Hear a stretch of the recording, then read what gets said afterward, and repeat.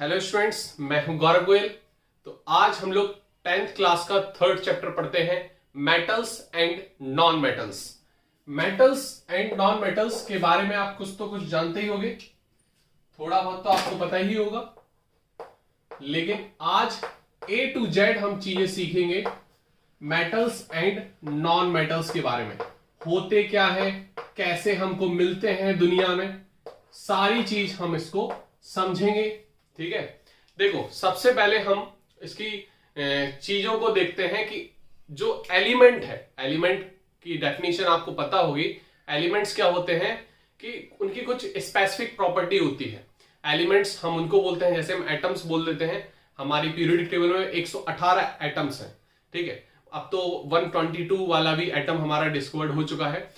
जो 118 एटम्स हैं, ठीक है, उनमें से कुछ हमारे हुए भी नहीं है, 2-3 जो लास्ट पीरियड के हैं। पीरियोडिक टेबल में आपने पढ़ा होगा, 5th चैप्टर में ऑलरेडी पढ़ा चुका हूं। तो जब मैं बात करता हूं कि एटम्स की या एलिमेंट्स की, सबसे पहले यहां पर छोटी छोटी चीजें हमें समझनी होगी। ये बेसिक चीजें होती हैं। एटम्स क्या होते हैं? The smallest particle of a matter. जो मैटर है दुनिया में, हम सारी चीज जितनी भी दिखती हैं सब कुछ मैटर है, उसका जो सबसे छोटा पार्टिकल है that is called atom. That is called atom. अब एक टाइप का एटम हमारा जुड़ता जा रहा है ना, एक टाइप का एटम जुड़ता जा रहा है। जैसे हम बात करें लोहा होता है, तो लोहा में केवल आयरन एटम होता है, एक एटम होता है। तो वो जो लोहा है पूरा, वो एलिमेंट है किसका? आयरन का। ठीक है, उसको हम एलिमेंट बोल देते हैं। मतलब combination of same type of atoms is called an element, या एलिमेंट का भी सबसे छोटा पार्ट को हम एटम बोलते हैं।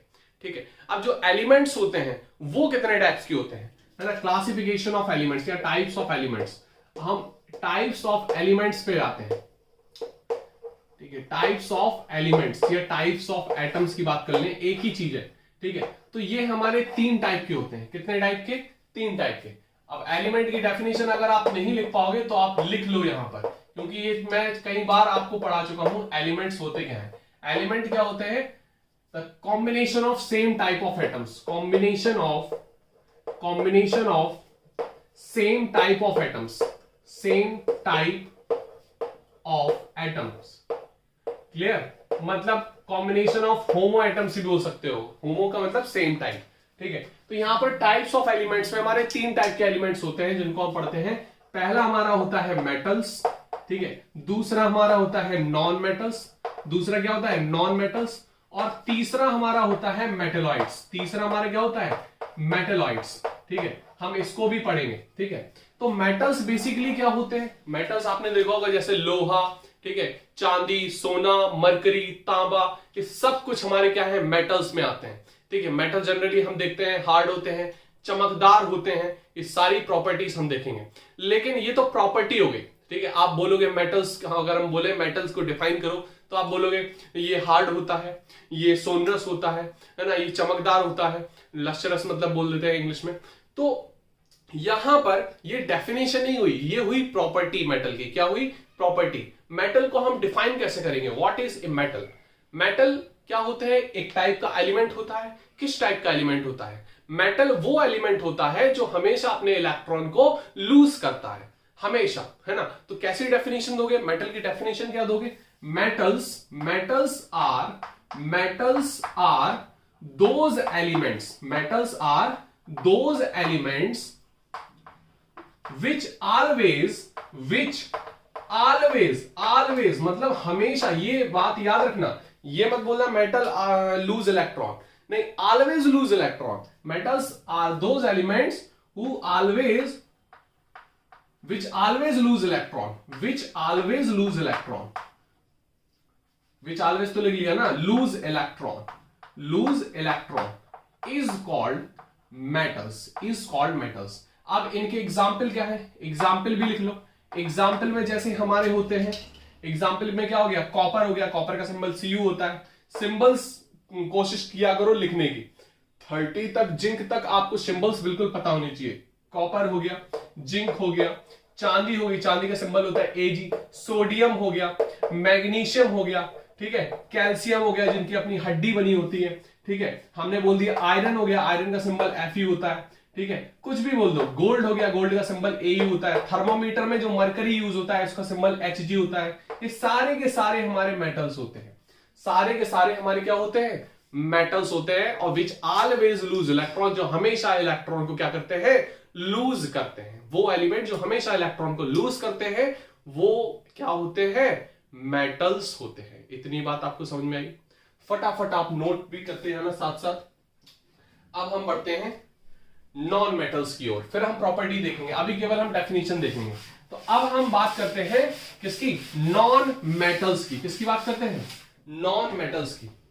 अब देखो नॉन मेटल्स क्या होते हैं, तो नॉन मेटल्स को आप ये बोल दोगे कि हमेशा इलेक्ट्रॉन गेन करते हैं, नहीं ऐसा नहीं है। आपने देखा है कभी सोडियम Na नेगेटिव होता है, Mg नेगेटिव होता है, नहीं, वो हमेशा इलेक्ट्रॉन लूज करता है तो उस पे आ जाता है पॉजिटिव चार्ज, क्योंकि इलेक्ट्रॉन जब दे देता है किसी को तो इलेक्ट्रॉन की होगी कमी, है ना, इलेक्ट्रॉन की कमी होगी मतलब प्रोटॉन ज्यादा हो गए। एक एटम में जितने इलेक्ट्रॉन होते हैं उतने ही प्रोटॉन होते हैं। जब इलेक्ट्रॉन चला गया बाहर तो प्रोटॉन ज्यादा हो गया, मतलब पॉजिटिव चार्ज ज्यादा हो गया। एक इलेक्ट्रॉन लूज किया तो एक प्रोटॉन ज्यादा हो गया उसके पास, मतलब एक प्लस चार्ज आएगा। दो इलेक्ट्रॉन लूज किया, दो प्रोटॉन हो गया, मतलब दो प्लस चार्ज आ जाएगा। तीन इलेक्ट्रॉन लूज किया तो तीन हो गया पॉजिटिव चार्ज, तो तीन प्लस चार्ज आ जाएगा, है ना, तीन प्रोटॉन ज्यादा हो गया। जैसे हम एग्जांपल ले लो सारे के, जैसे हम सोडियम की बात करें, सोडियम हमेशा एक इलेक्ट्रॉन लूज करता है तो क्या बना लेता, Na प्लस, है ना। मैग्नीशियम जो होता है, मैग्नीशियम दो इलेक्ट्रॉन लूज करता है तो बना लेता है Mg2 प्लस, है ना, प्रोटॉन दो ज्यादा है इसके तो 2 प्लस कर दिया। एल्यूमिनियम होता है, एल्यूमिनियम तो जो जिसकी कढ़ाई होती है ना, जिसको हम सिल्वर की कढ़ाई बोल देते हैं, लेकिन वो एल्यूमिनियम की होती, चांदी की कोई कढ़ाई थोड़ी ना खरीदता है, सिल्वर का मतलब चांदी होता है। तो एल्यूमिनियम की जब हम लूज करते हैं, तीन इलेक्ट्रॉन लूज करता है एल्यूमिनियम तो 3 प्लस हो जाता है, क्योंकि उसके पास तीन प्रोटॉन ज्यादा हो गए, तीन इलेक्ट्रॉन जब निकल जाते हैं तो इस तरीके से हम इसको बता सकते हैं मेटल्स को। नॉन मेटल्स का क्या है, नॉन मेटल्स हमारा इलेक्ट्रॉन लूज भी करता है और कभी कभी ये गेन भी करता है, कभी कभी गेन भी करता है, मतलब ज्यादातर क्या करता है, वो ज्यादातर गेन करता है और कभी कभी वो लूज भी करता है। जैसे हम एग्जांपल ले लिया, हमारा हाइड्रोजन होगा तो हाइड्रोजन हमारा प्लस भी बना लेता है और हाइड्रोजन नेगेटिव भी बना लेता है। क्लोरीन हमारा प्लस भी बना लेता है, क्लोरीन नेगेटिव भी बना लेता है, ठीक है। तो ये हमारे क्या होते हैं नॉन मेटल्स को हम कैसे डिफाइन करेंगे, non metals are those elements, non metals are those element which generally gain electron, मतलब जो ज्यादातर तो इलेक्ट्रॉन गेन करते हैं लेकिन कभी कभी वो लूज भी कर देते हैं, कभी कभी लूज भी कर देते हैं, वो हमारे होते हैं नॉन मेटल्स। जैसे हम बात करें, जैसे कोई होशियार बच्चा है वो हमेशा पढ़ेगा, वो बिल्कुल टाइम टू टाइम रहेगा, है ना, लेकिन जो थोड़ा सा फ्लक्चुएटेड है तो वो कभी कभी अगर उसने ना भी पढ़ा तो उसको लगता है चलो अगले दिन हम कवर कर लेंगे, लेकिन वो हमारा क्या है, फ्लक्चुएशन है। तो यहां पर इसका फ्लक्चुएशन शो होता है डिपेंड ऑन क्या माहौल है, मतलब इसके सामने कौन सा एटम आता है। तो अगर सामने इसका आया एटम लेने वाला तो ये लूज कर देता, ठीक है, और सामने अगर देने वाला आया तो ये गेन कर लेता ज्यादातर, लेकिन ये गेन करते हैं इलेक्ट्रॉन्स, ज्यादातर क्या करते हैं, गेन करते हैं। इतनी सी बात आपको समझनी है। तो नॉन मेटल्स को हम कैसे डिफाइन करेंगे, नॉन मेटल्स को हम कैसे डिफाइन करेंगे, देखो नॉन मेटल्स को हम डिफाइन करेंगे, नॉन मेटल्स, इसमें आ जाओ, non metals are those elements, non-metals are those elements which generally gain electron, वो ज्यादातर इलेक्ट्रॉन को क्या करते हैं, गेन करते हैं, लेकिन कभी कभी क्या कर देते हैं, लूज भी कर देते हैं, अभी मैंने बता दिया। तो इसके एग्जांपल क्या हो गया, जैसे हाइड्रोजन हो गया, ऑक्सीजन हो गया, नाइट्रोजन हो गया, क्लोरीन हो गया, एसेट्रा, ये सारे हमारे क्या हैं, नॉन मेटल्स, ये सारे हमारे क्या है, नॉन मेटल्स। हाइड्रोजन, ऑक्सीजन, जितनी भी लगभग गैसेस है सारे के सारे नॉन मेटल्स हैं, सारे के सारे, ठीक है, लगभग हमारे सारे नॉन मेटल्स हैं। अब कार्बन डाइऑक्साइड कोई एलिमेंट नहीं है, ये एक कंपाउंड है, ये एक मॉलिक्यूल है जो कि कार्बन और ऑक्सीजन से मिलकर बना है, तो वो गैसेस में, नॉन मेटल्स में नहीं आएगा। ये छोटी छोटी चीजें आपको थोड़ी समझनी पड़ेंगी, है ना। हम एलिमेंट की बात कर रहे हैं, एलिमेंट क्या होता है, सेम टाइप के एटम का ग्रुप, वहां पर हम गैसेस बोल दिए तो गैसेस में मत चले आना, सल्फर डाइऑक्साइड, कार्बन डाइऑक्साइड मत बोल देना, वो हमारा एक कंपाउंड है, वो एक मॉलिक्यूल है। फिर अब मेटल्स नॉन मेटल्स हमने समझ लिया, अब फिर मेटलॉइड्स क्या होते हैं, मेटलॉइड्स क्या होते हैं, मेटलॉइड्स एक ऐसे एलिमेंट्स होते हैं जो कभी कभी तो मेटल की तरीके से बिहेव कर लेते हैं, लेकिन कभी कभी नॉन मेटल्स की तरीके से भी बिहेव करते हैं। तो इसको डिफाइन कैसे करोगे, ये गिने चुने होते हैं पीरियोडिक टेबल में, तो तो मेटलॉइड्स आर दोज एलिमेंट्स, कैसे element, those elements which generally, मतलब कभी कभी तो मेटल्स की तरीके से और कभी कभी नॉन मेटल्स की तरीके से, मतलब इनकी जो प्रॉपर्टी है वो मेटल की तरीके से कभी कभी शो करती है और नॉन मेटल की तरीके से। तो metalloids are those elements whose property lie between metals and non metals. क्या डिफाइन करोगे, क्या डिफाइन करोगे, मेटलॉइड्स आर दोज एलिमेंट्स, क्या बोलोगे, metalloids are those elements, metalloids are those elements whose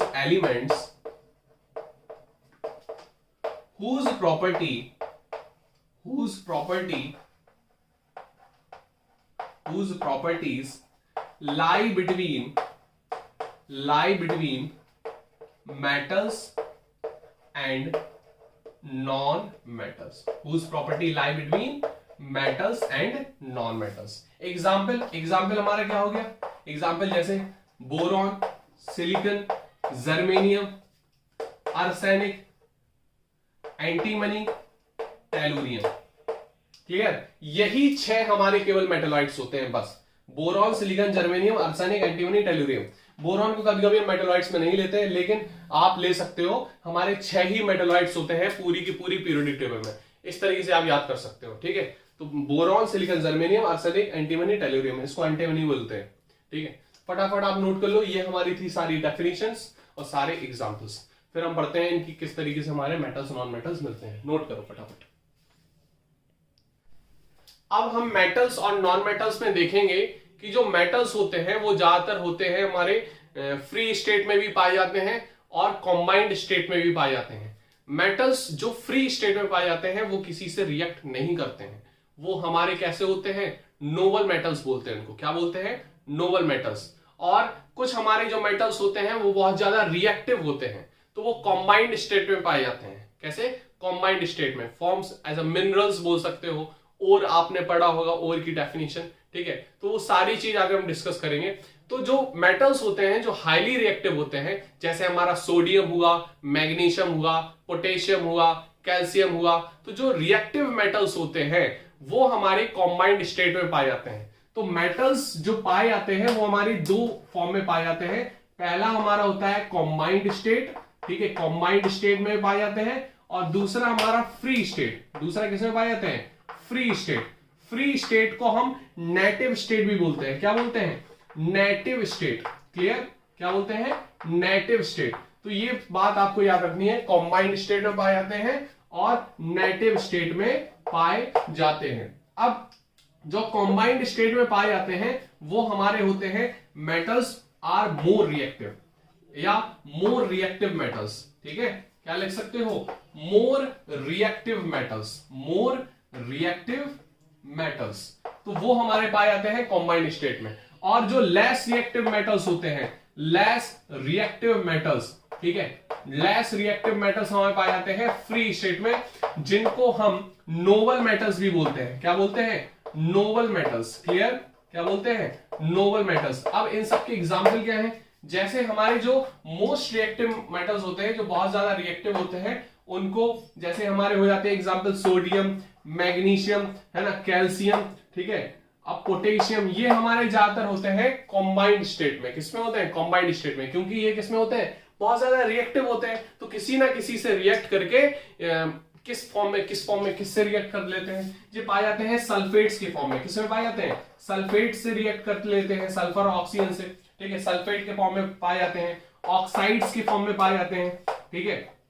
carbonates के फॉर्म में पाए जाते हैं, ठीक है, नाइट्रेट्स भी मिलते हैं कभी कभी हमें, क्लोराइड्स भी मिलते हैं। तो ये हमारे इस फॉर्म में पाए जाते हैं, सल्फेट्स के फॉर्म में, ऑक्साइड्स के फॉर्म में, ठीक है, कार्बोनेट्स के फॉर्म में। जैसे हम बात करें MgCO3, ये कार्बोनेट हो गया, ठीक है। हम जैसे बात कर ले सल्फेट का, तो हमारा हो जाएगा Na2SO4, है ना, ये सल्फेट के फॉर्म में पाया जाता है।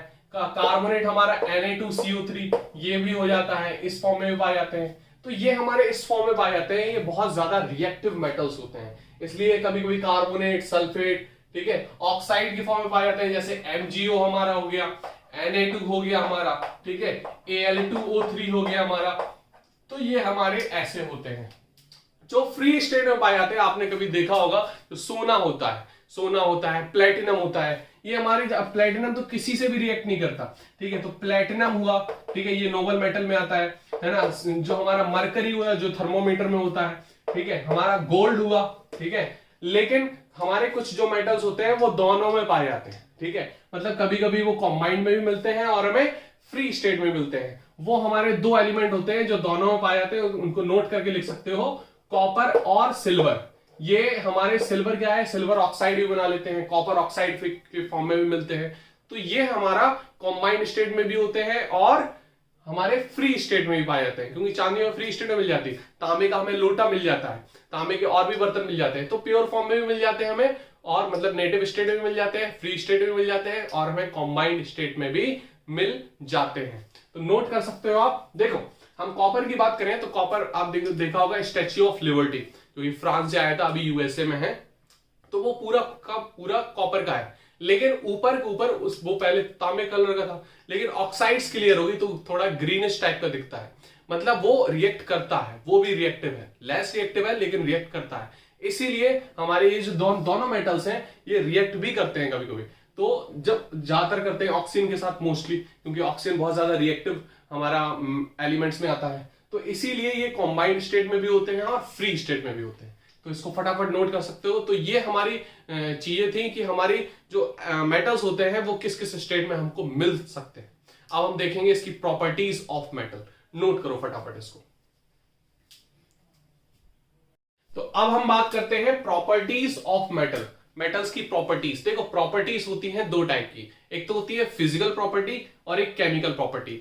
फिजिकल प्रॉपर्टी को हम देखते हैं फिजिकल अपीयरेंस से, मतलब वो दिखता कैसा है, उसका कलर क्या है, उसकी प्रॉपर्टीज क्या है, हमने उसको ठोका पीटा तो किस तरीके से उसने बिहेव किया, है ना। तो ये सारी चीजें फिजिकली अपना बताता है, अपना फिजिक के बारे में बताएगा कोई भी चीज, तो फिजिकल प्रॉपर्टी आ जाती है। हम अपने अपने सेंसेस का इस्तेमाल करते हैं, कान का इस्तेमाल करते हैं, आंख का इस्तेमाल करते हैं, नोज का इस्तेमाल करते हैं, छूने का इस्तेमाल करते हैं, ठीक है। तो ये सारी चीज हम अपने फिजिकल सेंसेस से देखते हैं, तो फिजिकल प्रॉपर्टीज को डिफाइन करता है। केमिकल प्रॉपर्टीज क्या होती है फिर? केमिकल प्रॉपर्टीज होती है जैसे कोई मेटल है वो दूसरे अदर एलिमेंट के साथ किस तरीके से बिहेव कर रहा मिलने के बाद, उसको बोलते हैं केमिकल प्रॉपर्टी। जैसे हमारा ये फिजिकल अपीयरेंस है, हमारी हाइट, हमारा वेट, ये सारा फिजिकल कलर, ठीक है, बोलने का, ये सारी हम फिजिकल अपीयरेंस है।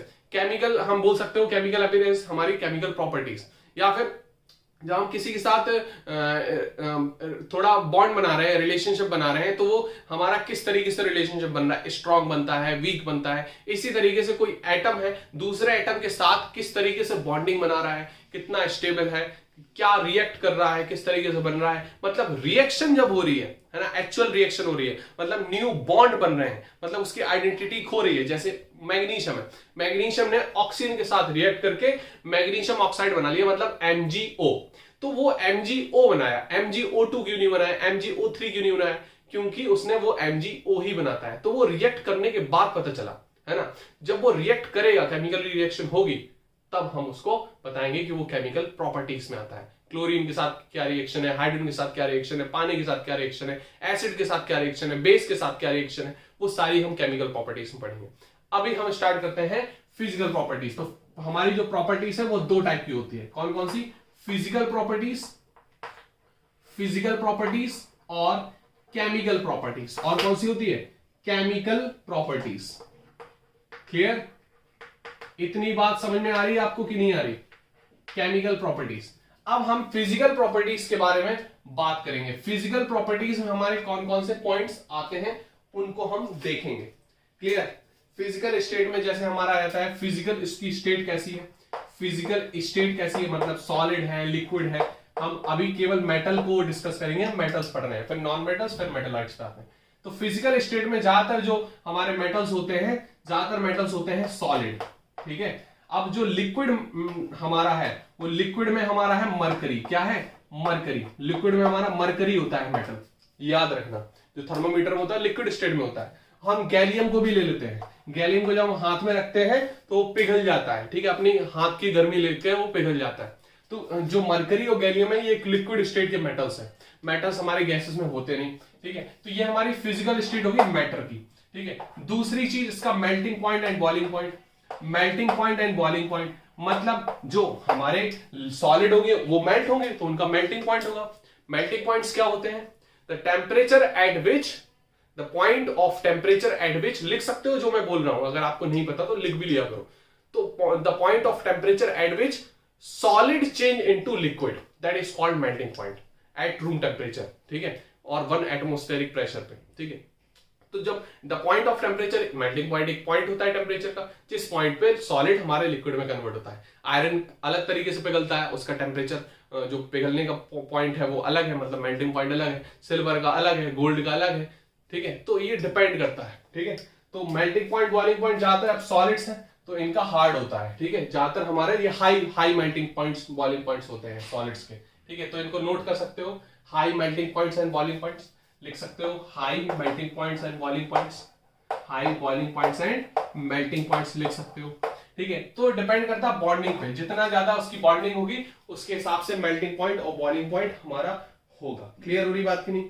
इतनी सी बात आपको समझ में आई तो लिख सकते हो। लेकिन जो हमारे कुछ मेटल्स होते हैं वो सॉफ्ट होते हैं, जो नाइफ से भी कट जाते हैं, जैसे सोडियम हुआ, पोटेशियम हुआ, उनको नाइफ से भी काट दो, इतने सॉफ्ट होते हैं। और जो हमारे, जैसे हमने अभी एग्जांपल लिया गैलियम और मरकरी का, गैलियम और मरकरी हमारे लिक्विड स्टेट में होते हैं तो इनका मेल्टिंग पॉइंट तो होता नहीं है, मेल्ट तो होते नहीं है इनका, ठीक है। ये हमारे कैसे होते हैं, इनका बॉइलिंग पॉइंट होता है, ये बॉइल होते हैं, रूम टेम्परेचर की कंपेरिजन में बता रहे हैं, ठीक है। तो ये कब ये हमारे बॉइल हो जाते हैं, क्योंकि रूम टेम्परेचर पे तो ये लिक्विड स्टेट में होंगे ना दोनों, ठीक है। तो आप इसको नोट कर सकते हो। मेल्टिंग पॉइंट तब बोलते हैं जब इनको हमने जमा दिया और फिर हमने इसको देखा तब वो मेल्ट हो रहा है। जैसे हमने बोल दिया इसका, जैसे हमारा है 20 डिग्री सेल्सियस, 20 डिग्री सेल्सियस पे पहुंचो तो ये हमारा मेल्ट हो जाता है, तो उसका मेल्टिंग पॉइंट हम बोल देते हैं। तो इसलिए हम ज्यादातर बोल देते हैं, क्लियर? तो नोट कर सकते हो हमारी चीजें, ठीक है। Next, melting point, boiling point हो गया। नेक्स्ट जैसे हम प्रॉपर्टी बोल देते हैं कि हमारे जितने भी मेटल्स होते हैं वो लस्चरस होते हैं, मतलब शाइनी होते हैं। कैसे होते हैं? Metals are lustrous. कैसे होते हैं? लस्चरस, मतलब शाइनी, है ना, चमकदार। कैसे होते हैं? चमकदार। क्लियर हो रही बात की नहीं? फटाफट नोट कर सकते हो। हमारे कैसे होते हैं? लस्चरस। बोर्ड पे आ रहा होगा सारी चीजें, ठीक है। ये कैसे होते हैं? लस्चरस होते हैं, मतलब चमकदार होते हैं, शाइनी। तो लिख सकते हो मेटल्स आर लस्चरस, ठीक है। ज्यादातर जो मेटल्स होते हैं वो हमारे कैसे होते हैं? सिल्वर ग्रे कलर के, है ना, सिल्वर, है ना, थोड़े चांदी टाइप के कलर के होते हैं जितने भी ज्यादातर मेटल्स होते हैं। जैसे गोल्ड हुआ और कॉपर हुआ, इनको छोड़ के ज्यादातर जितने भी मेटल्स होते हैं हमारे कैसे होते हैं? लस्चरस होते हैं, चमकदार होते हैं। क्लियर हो रही बात की नहीं? नेक्स्ट इसकी प्रॉपर्टी हम यहां लिख दे रहे। नेक्स्ट इनकी प्रॉपर्टी क्या है फिजिकल प्रॉपर्टीज में? फिजिकल प्रॉपर्टीज में नेक्स्ट प्रॉपर्टी है इसकी, ये हमारे कैसे होते हैं? मैलिएबल होते हैं। कैसे होते हैं? मैलिएबिलिटी होती है इनकी, मैलिएबिलिटी प्रॉपर्टी है। मैलिएबिलिटी क्या होती है लिख सकते हो उसमें, ठीक है। जब हमने किसी मेटल को बीट किया तो पतली थिन शीट में कन्वर्ट हो जाना, ठीक है। It can be beaten, it can be beaten, it can be beaten and convert into thin sheet, and convert into thin sheet, convert into thin sheets. Clear? पतली पतली शीट्स में convert हो जाना, तो इनको हम बोल देते हैं क्या? हमारी मैलिएबिलिटी प्रॉपर्टीज है। क्या है? Malleability properties. इतनी बात समझ में आई? इतनी बात समझ में आई? तो हमने लस्चरस पढ़ लिया, मैलिएबिलिटी पढ़ लिया। क्लियर हो रही बात की नहीं? नेक्स्ट इनकी प्रॉपर्टीज होती हैं डक्टिलिटी। ये कैसे होते हैं? डक्टाइल होते हैं। कैसे होते हैं? डक्टाइल, डक्टिलिटी प्रॉपर्टी बोलते हैं, ठीक है। तो डक्टिलिटी क्या होती है? डक्टिलिटी कौन सी प्रॉपर्टीज होती है मेटल्स की? मतलब वायर में कन्वर्ट हो जाना। जैसे आपने देखा होगा कि जो एल्यूमिनियम के हमारे वायर यूज होते हैं, कॉपर के वायर यूज होते हैं, ठीक है। तो ये हमारे वायर में हम ये भी देखते हैं कि कंडक्टर है अच्छा कि नहीं। तो हमारा जो एल्यूमिनियम होता है वो सस्ता होता है और कंडक्टर अच्छा है। सबसे अच्छा कंडक्टर है कॉपर और सिल्वर इलेक्ट्रिसिटी का, है ना। कंडक्टिंग दो टाइप की देखी जाती है, thermal conductivity and electrical conductivity. तो जिसमें करंट फ्लो हो जाए, इलेक्ट्रिक चार्ज फ्लो हो जाए, उसको बोलते हैं इलेक्ट्रिकल कंडक्टिविटी। जिसमें हीट फ्लो हो जाए, जैसे हमने लोहा है उस तरफ गर्म किया, लोहे का रॉड है और हमें यहां भी गर्म हो गया कुछ समय बाद, तो ये हीट कंडक्टिविटी हो रही है, ये हीट फ्लो हो रही है, ठीक है। तो हमारे जो चांदी और होते हैं, तांबा होते हैं, ये good conductor of heat and electricity होते हैं, है ना। तो डक्टिलिटी में हमारे क्या है? वायर में कन्वर्ट हो जाना। It can be converted into wire, converted into wires, ठीक है। ये प्रॉपर्टी अगर वायर में कन्वर्ट हो रही है, ये प्रॉपर्टी मेटल्स की हमारी कहलाती है डक्टिलिटी प्रॉपर्टी। क्या कहलाती है? डक्टिलिटी। तो फटाफट आप नोट कर सकते हो। नेक्स्ट प्रॉपर्टी हमने आपको बता दिया कि ये हमारे कैसे होते हैं, मोस्ट ऑफ जो मेटल्स होते हैं हमारे कंडक्टर्स होते हैं। कैसे होते हैं, कंडक्टर्स। तो लिख सकते हो, ठीक है, तो ये लिख सकते हो। नेक्स्ट हमारी प्रॉपर्टी है सोनरस। कैसी प्रॉपर्टी, सोनरस। सोनरस कौन सी प्रॉपर्टी होती है, सोनरस कौन सी प्रॉपर्टी है, सोनरस होती है, जैसे आपने देखा होगा स्कूल में देखा होगा कि हम जो आया होती है, अपनी आया चाची, वो हमारा बैल बजाती हैं और काफी टाइम तक वो हमारा, जब पास में देखो तो वो काफी टाइम तक वो साउंड उसका वाइब्रेट करता है। मंदिर का जो घंटा बजता है वो काफी टाइम तक वाइब्रेट करता रहता है, काफी टाइम तक। तो ऐसे प्रॉपर्टीज को हम बोलते हैं सोनरस, मतलब अंदर उसका वाइब्रेशन होता है, ठीक है। तो मेटल्स में ये प्रॉपर्टीज होती है सोनरस की, ठीक है। तो लिख सकते हो इट कैन बी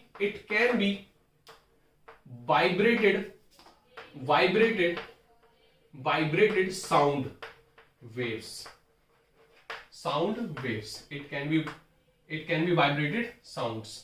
क्लियर, ये लिख सकते हो, it can be vibrated sounds, ऐसे नोट कर सकते हो। क्लियर, इतनी बात आपको समझ में आई, कोई दिक्कत?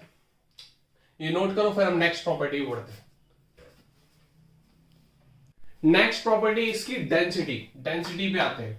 तो डेंसिटी के हिसाब से अगर देखें, ठीक है, मेटल्स की जो डेंसिटी होती है, तो डेंस होते हैं। ये कैसे होते हैं, डेंस होते हैं, मतलब हम सॉलिड है, हमारे हार्ड होते हैं। इनके जो मेटल्स, मेटेलिक बॉन्डिंग जो है, मेटल्स जो होते हैं उनमें मेटेलिक बॉन्डिंग होती है, तो मेटेलिक बॉन्डिंग बहुत अच्छी होती है।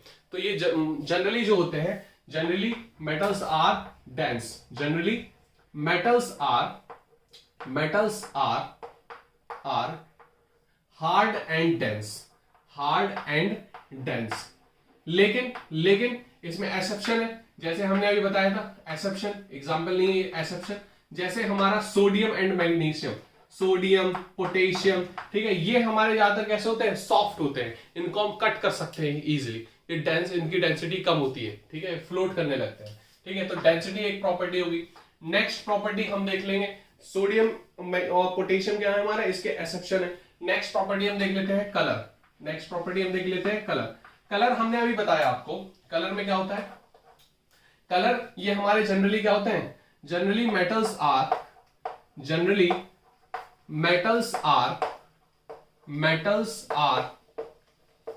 Silver grey colour. कैसे होते हैं, सिल्वर ग्रे कलर, किसमें होते हैं, सिल्वर ग्रे कलर में होते हैं जनरली मेटल्स। क्लियर, ये हमारी कलर की प्रॉपर्टी होगी। तो कलर में आप देख सकते हो कि सिल्वर ग्रे कलर के होते हैं। कॉपर और जो हमारा गोल्ड होता है वो हमारे कैसे होते हैं, कॉपर और जो गोल्ड होता है वो थोड़ा सा, गोल्ड हमारा येलोइश कलर का होता है, ठीक है, और जो कॉपर होता है वो रेडिश, थोड़ा रेडिश ब्राउन टाइप का होता है। तो इसको आप लिख सकते हो, ठीक है, ये तो आपको पता ही है। अब नेक्स्ट प्रॉपर्टी हम देखते हैं कंडक्टिविटी, ठीक है। इलेक्ट्रिकल कंडक्टिविटी हम अलग देखते हैं, और थर्मल कंडक्टिविटी हम अलग देखते हैं। तो इलेक्ट्रिकल कंडक्टिविटी में metals are good conductors,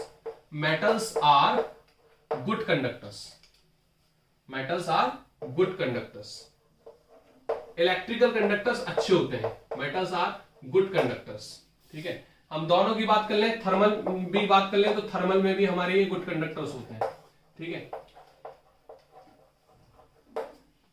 thermal conductors या थर्मल कंडक्टिविटी बोल दो, क्लियर, थर्मल कंडक्टिविटी। तो मेटल्स दोनों में हमारे गुड कंडक्टर्स होते हैं, एक्सेप्शन हमारे होते हैं, लेकिन ज्यादातर हमारे क्या होते हैं, metals are good conductors of thermal conductivity में भी और इलेक्ट्रिकल कंडक्टिविटी में भी, दोनों में हमने यही लिख दिया, metals are good conductors. Clear होनी बात की नहीं, नोट कर सकते हो। तो metals are good conductors of electrical and thermal in both basis. इतनी बात समझ में आ रही, नोट कर सकते हो। नेक्स्ट प्रॉपर्टी हम बढ़ते हैं। Next property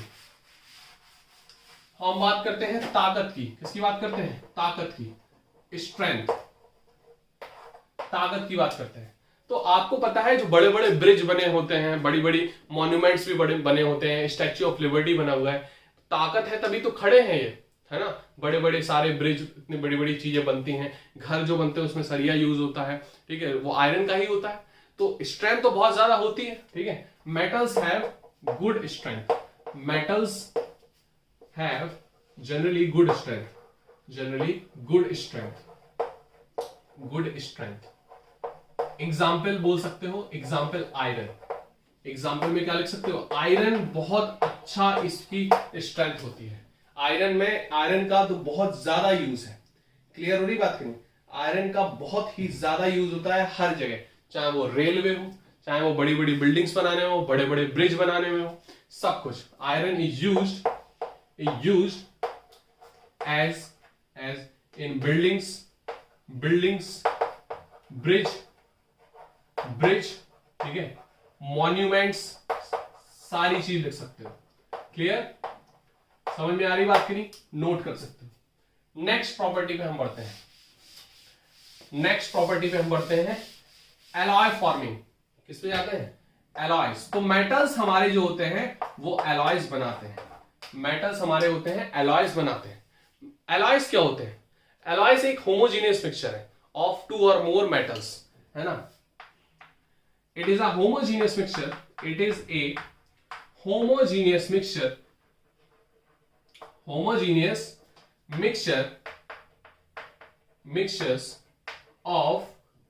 mixture of two or more metals, ठीक है। नॉन मेटल्स भी मिलते हैं और नॉन मेटल्स, ठीक है। तो दोनों, तो हम यहां पे मेटल्स की प्रॉपर्टी पढ़ रहे हैं, तो मेटल्स में हमारे एलॉय बनाते हैं। जैसे हम बात करें ब्रास की, है ना, ब्रास आपने देखा होगा, है ना। ब्रास हमारा जो होता है वो कॉपर और जिंक का बनता है। किसका बनता है? Copper and zinc. स्टील तो सब जगह हर घर में यूज होती है, तो वो भी एक अच्छा एलॉय है ना, जिसमें आयरन का यूज होता है, निकल का यूज होता है, क्रोमियम का यूज होता है ना। तो हमारा स्टील भी लिख सकते हो आप, ठीक है, स्टील भी लिख सकते हो। क्लियर? समझ में आ रही बात की नहीं? तो ये सारी प्रॉपर्टीज थी मेटल्स की। नेक्स्ट क्लास में हम देखेंगे नॉन मेटल्स की प्रॉपर्टीज, और भी चीजें हम जानेंगे। और तब तक इसको लिखो सही तरीके से, इसको पढ़ो, याद किए रहना बस, है ना, चीजें समझना, क्योंकि हमने बहुत अच्छे से डिटेल में समझाया, इतनी प्रॉपर्टीज लिखवाई। तो इतनी प्रॉपर्टीज में से आपको 6-7 प्रॉपर्टीज पूछी जाएंगी, तो आप वो आराम से लिख सकते हो, ठीक है। Metal, lustrous, sonorous, malleable, ductile, ठीक है, ये तो 4 प्रॉपर्टी हुई। गुड कंडक्टर ऑफ हीट भी लिख सकते हो, गुड कंडक्टर ऑफ इलेक्ट्रिसिटी भी लिख सकते हो, ठीक है। डेंसिटी ज्यादा होती है, हार्ड होते हैं, high melting point, boiling point होता है, ठीक है। और कलर भी लिख सकते हो, ठीक है। ये सारी प्रॉपर्टीज आप लिख सकते हो, एलॉय भी बताते हैं, तो ये सारी प्रॉपर्टीज आप लिख सकते हो, ठीक है। नोट कर लो। नेक्स्ट क्लास में अब और भी चीजें देखेंगे।